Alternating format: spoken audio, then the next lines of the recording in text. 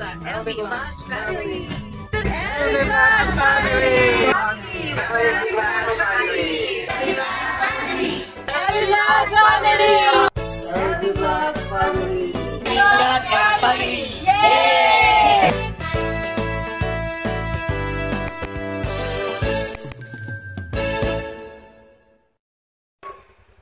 Mapagpalang hapon po mga kapams. Dito po kami ngayon sa pesto. Dadaan po namin itong bahay nila Tatay Milo. Taon din po na kaapelyido ko po siya, Ramirez po. Mapapanood po natin sa vlog ni Thinking Body po kung ano ang kanilang kalagayan. Nakikisuyo po ako na sana po matulungan natin sila mga kapams. Makikita po natin dun sa vlog ni Thinking Body kung ano pong sitwasyon nila sa loob ng bahay nila. Tatay Milo po ay may 2 anak. At sana nga po may ano pa natin to sa ALS, to si Princess. Kasi 16 years old is grade 6 pa lang po siya. At gagawin po natin ang paraan yan sa abot natin makakaya. Ano po? Si Tatay Milo po ay bulag at may karamdaman po, namamanas ang buong katawan, hindi po makalakad. Makikita niyo po nasa tabi ng daan mismo, yan yung babahay nila. Kung si Buddy po ay nanawagan din po si Buddy na sana may sa mga nakakaluwag-luwag po ay matulungan po sila kahit pamasahe lang po papuntang pauwi ng Masbate. Yun po ang kahilingan ni Tatay Milo na bago man lang siya mabawian ng buhay, makauwi siya sa Masbate. At nabanggit din po niya na 3,000 nga raw po per head, door-to-door ang pamasahe. 4 po sila, kaya ibig sabihin is 12,000. Plus pangkain-kain po siguro nila sa daan hanggang sa makarating ng Masbate. Nanawagan po kami na sana po sa mga nakakaluwag-luwag po na may malaking puso na nakahandang magbigay, tumulong. Sana po tulungan natin sila. Wala pa masabing na ano po ako, napakasirap ng sitwasyon nila. Namimili pa tayo ngayon ng groceries. Po si Buddy tsaka si Princess. Groceries bukod pa po sa bigas na ibigay po sa kanila mga kapams. Mga kapams, malugod ko pong pinapakilala sa inyo pamangkin ko, si Princess. Sana Princess may makatulong sa inyo. Maka-uwi man lang ng Masbate, di ba? Yun ang kahilingan lang ninyo. Sa sitwasyon nila po rito, talagang hirap po. Kita nga po natin, wala man lang bigas. Paano yan kung hindi kami dumating ngayon? Ano kakainin ninyo? Fishball? Kasi nanay po kasi nila is pumapasok po, tindera.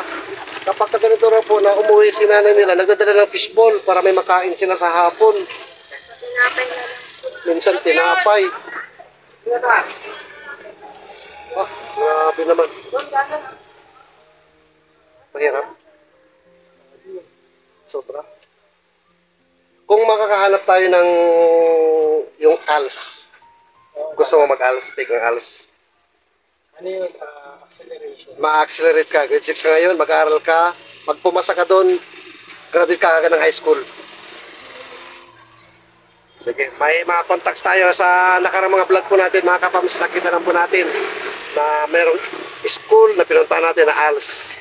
Ilalapit po natin, subukan po natin sa abot natin makakaya na po na sana maka-take ng ALS si Princess para graduate, high school graduate na po siya diretso. Gusto mo umuwi na Masbate? Nakarating ka naman? Doon ka pinanganak tapos punta na kayo rito. Ayun, pero pag natupad yun, siguro pinakamasayang tao na sa mundo. Gusto tatay mo. At kayo, syempre. Kasi mapapabuti na kayo doon. May bahay naman kayo doon, no?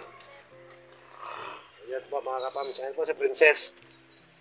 Nagkaroon ako ng pamangkin na wala sa oras. Positive lang lagi ha. Lagi masaya. Huwag pa dadaig sa problema. Ako minsan nagiging masaya din kami. Minsan nagiging malungkot. Ganyan lang ang buhay. Laban. Yan si Princess. Positive pa rin po kahit anong sitwasyon ng buhay mga kapams. At ito naman si Thinking Buddy! At naantik ako kasi yung nabanggit niya na fishball yung kanakain. Lang nila sa gabihan. Sobrang ang sakit, boss. Ako naranasan ko naman, pero kamote, mais, ganun. Pero yung fishball, boss, na kakainin mo sa gabi. Diba? Sa physical natin okay, pero tatanim dito yan eh. Tatanim sa isip. Isang beses siguro kakayanin mo eh, pero Yung palagi. yung ano na eh, buhay mo na, gano'n. Actually mga buddy, about sa pagkain, kaya ng katawan natin, pero tatanim kasi sa puso natin. O, paano yung mental? Sa mental. Nagawa ko kami dito. Yun, sabi natin sa Sanay na. pero dapat hindi tayo kasama. Hindi yung inspirasyon na yung dapat hindi ang kabuhan. Huwag na huwag kang makasali sa ganung bagay. Kasi pag sinabi mo sanay ka na sa ganung bagay, hindi ka nakikita. Dapat na ngayong fishball sa susunod lechon. Oo, yun. Dapat sabi ko. Lalo ikaw, bata ka pa. Ano gawin ko yan? Ano?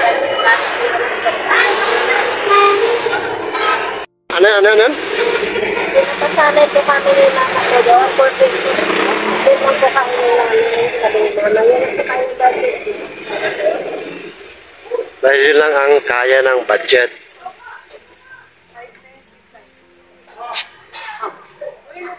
Pero sana na dumating ang panahon na at sana ito na ang pagkakataon, ito ang magbubukas ng sa kanila, pintuan. So ayun na Ate Princess, ang grocery ninyo. Napakarami. Salamat po. Maraming salamat po sa inyo. Natulungan po kami.